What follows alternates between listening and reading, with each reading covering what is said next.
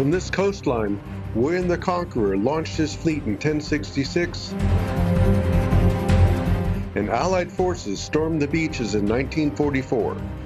This is Normandy's incredible story of two world-changing invasions, separated by nearly 900 years.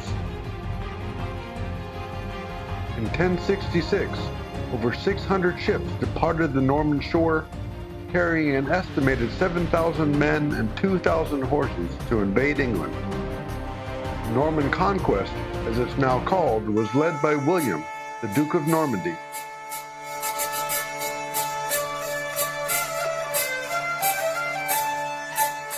Born around 1028 in Falaise, in an older version of this castle, William was a descendant of Rollo, the Viking lord who founded Normandy. William became Duke at just age 7, and his rule wasn't secure until he started quashing rebellions while still a teenager.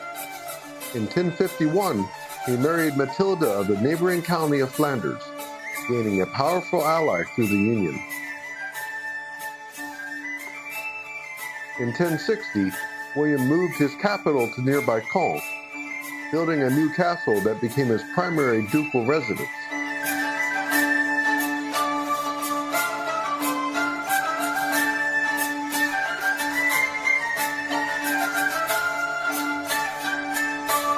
And 2 years later, William and Matilda founded an abbey and nunnery on a hill overlooking Caen. The abbey, dedicated to the Holy Trinity, was a visible symbol of Matilda's piety and status as the Duchess of Normandy. She was entombed in front of the abbey's church altar in 1083.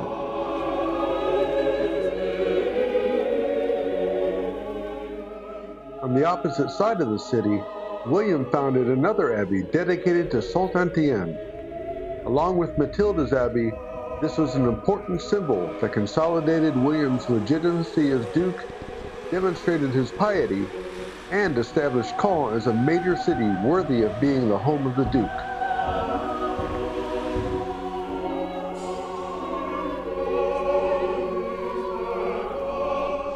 Like his beloved Matilda, William was interred before the altar of his abbey.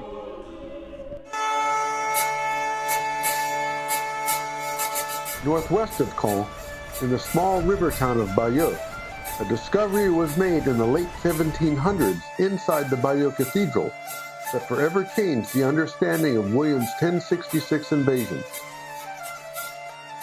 The Bayeux Tapestry is a pictorial depiction of the events leading up to and including William's crossing of the English Channel to England. Nearly 230 feet or 70 meters long, it's the medieval equivalent of a Steven Spielberg feature film. The tapestry has been on public display since 1983 in the former Bayeux Grand Seminary, but we visited on the last week before the museum closed for 2 years of renovation. Photography is forbidden inside the museum, and there are plenty of online resources available, but there's nothing like seeing the original for yourself. The tapestry, technically an embroidery, tells the story of Edward the Confessor, the elderly, childless King of England, and Harold Godwinson, the villain of the tale, and of course the hero, William the Conqueror. Other characters like Odo of Bayeux, William's half-brother, fill out the story. Odo was also Bishop of Bayeux, and the most likely person to have commissioned the tapestry around the year 1070. There's enormous detail in the tapestry's 58 scenes, but key moments include Harold swearing an oath to William from the throne of England after Edward dies. King Edward gets sick and dies on January 5, 1066, and Harold betrays his oath and takes the throne for himself. Harold's celebration turns to fear as Halley's Comet appears around April as a bad omen. William decides to invade and orders trees cut, boats built, and armor, shields, and weapons stockpiled. In September, boats are loaded with thousands of Norman, French, Flemish and Breton troops. They land in England around September 28th. Despite being an obvious work of Norman propaganda, the tapestry's depiction of the Battle of Hastings is well balanced, showing a chaotic melee with bravery and death on both sides. As mentioned before, the Tapestry Museum closed in September 2025 for 2 years of renovation. The tapestry itself was carefully and painstakingly removed, stored, and then shipped across the English Channel to the British Museum in London, England, where it will be on display for 11 months, its first time in England for nearly 1,000 years. Fast forward nearly 900 years to 1944, and the shores of Normandy are once again the focus of a military invasion, but this time from England into France. As with William's invasion, Operation Overlord, the overall code name for the invasion of Normandy, required coordinating massive numbers of combined multinational forces. The Allies used naval, air, and land forces, where William used archers, infantry, and cavalry. Of course, the largest and most complex amphibious assault in history didn't come from nothing.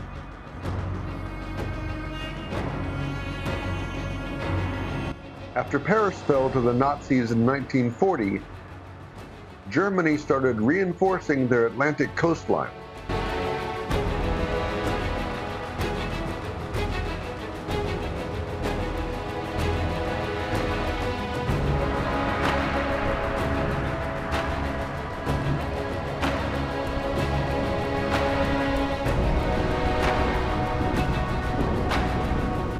This formidable network of coastal defenses and fortifications was dubbed the Atlantic Wall.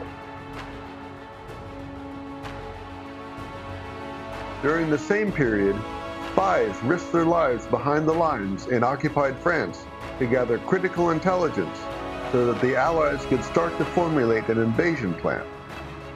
Starting in June 1943, 1 year before D-Day, the Operation Pointblank bombing campaign aimed to cripple or destroy Nazi air power in advance of the invasion. Starting 3 months before D-Day, Operation Transport Plan targeted rail lines and other logistics to hamper the Nazis' ability to send reinforcements.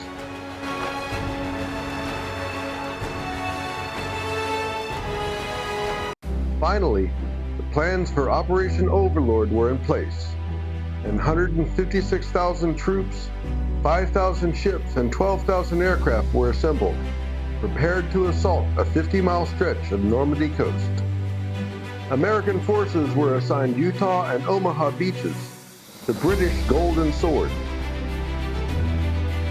These beaches were chosen because of their broad width and strategic access to the peninsula and port city of Cherbourg. The night of June 5th, 1,200 airplanes were loaded with 24,000 paratroopers and about 500 cloth dummies. The planes took off around midnight of June 6th, commencing the first phase of Operation Neptune, the assault on Normandy. The 2 American paratroop divisions were the 82nd and the 101st Airborne, the Screaming Eagles.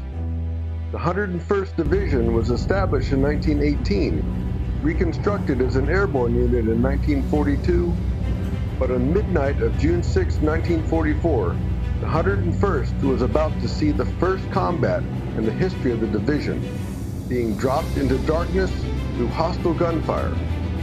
And one of these young men falling through the darkness was my great-uncle Clarence Simmons.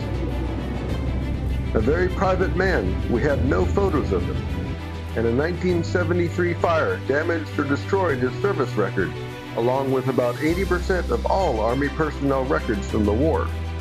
Uncle Clarence hardly ever talked about the war and the intense, traumatic events of his first ever night in combat.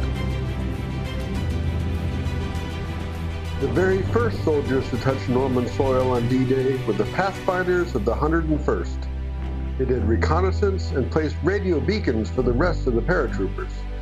A group of 3 pathfinders came back to Normandy in 2017. The planned target drop zones of the 82nd and 101st Divisions were very different from where the troops actually landed. The town of Sainte-Mère-Église was a primary airborne target because of its location along a major road. But one soldier from the 82nd landed a little too close. John Steele got snagged on the church steeple where he stayed for several hours. Fortunately, Steele survived the experience and the war. His ordeal is commemorated on the town church. Of course, while the beach landings of Operation Neptune, still the largest amphibious operation in history, are the most iconic and most recreated scenes of the war in Europe, Operation Overlord continued for another 2 months, 3 weeks, and 2 days after D-Day. The Allies sustained over 225,000 casualties, including 39,000 killed in action. There are many museums and memorials near the Normandy beaches.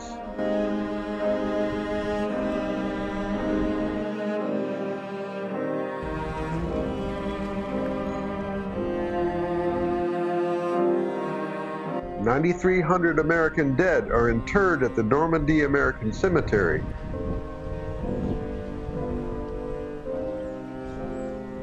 And the walls of the missing remember over 1,500 who were never found. Remembrances of sacrifices made when the United States and its allies truly fought for freedom."